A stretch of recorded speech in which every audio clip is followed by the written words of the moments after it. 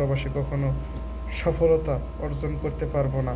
আমার যদি এই প্রবাসে বিদেশে আসার জন্য উদ্যোগ নিছেন, অবশ্যই আমার এই ভিডিওটা শেষ পর্যন্ত দেখে যাবেন, কিছু শিখতে পারবেন।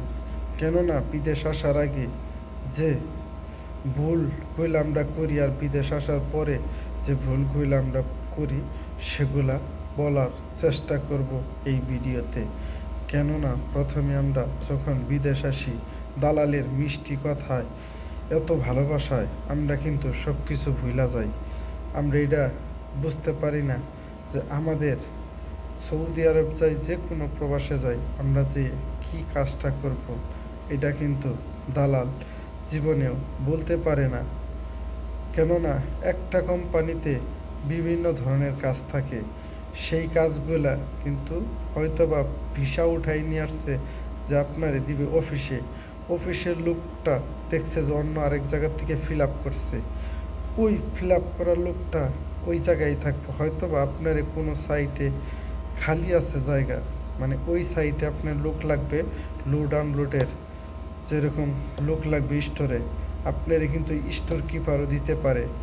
এই বইলে অনেক সময় আছে যে আমরা দালালরেও খারাপ ভাবি।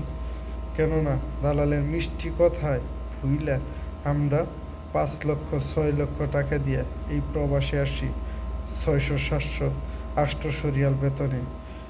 প্রবাসে আসার আগে আপনার মাথায় চিন্তা থাকতে হবে যে আপনি কখনো অন্যের কথায়, অন্যের কোনো আচরণে আপনার গরম হওয়া যাবে না। কেননা এই প্রবাসে আসছি 7-8 লাখ টাকা দিয়ে, অবশ্যই আমার ঠান্ডা মাথায় ঠান্ডা মেজাজে কাজ করতে হবে।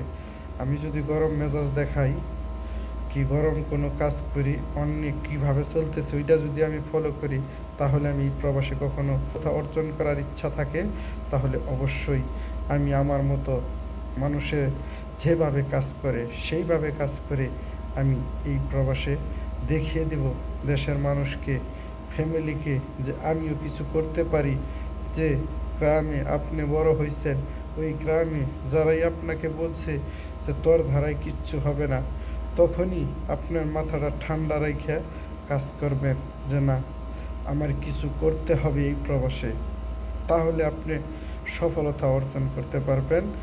তাছাড়া যদি আপনার মেজাজ গরম থাকে, হয়তো অন্য আরেক জায়গায় কাজ দিছে, কাজটা খুব কষ্টের, করতে পারতেছেন না, তখন যদি আপনি মেজাজ গরম দেখাইয়া চইলা যান, তাহলে আপনার মতো বোকা এই পৃথিবীতে আর কেউ নাই। আমি বলবো যে আপনি সর্বোচ্চ বোকার শহরে বাস করেন। যদি একটা কোম্পানিতে 10 থেকে 15,000 লোক কাজ করতে পারে, আপনি কেন পারবেন না? আপনার মধ্যে কি শরীরে গোশ রক্ত নাই? আপনি কি হাড় ভাঙা পরিশ্রম করতে জানেন না? না জানলে ভাই আপনার জীবনে সফলতা কখনোই অর্জন করতে পারবেন না।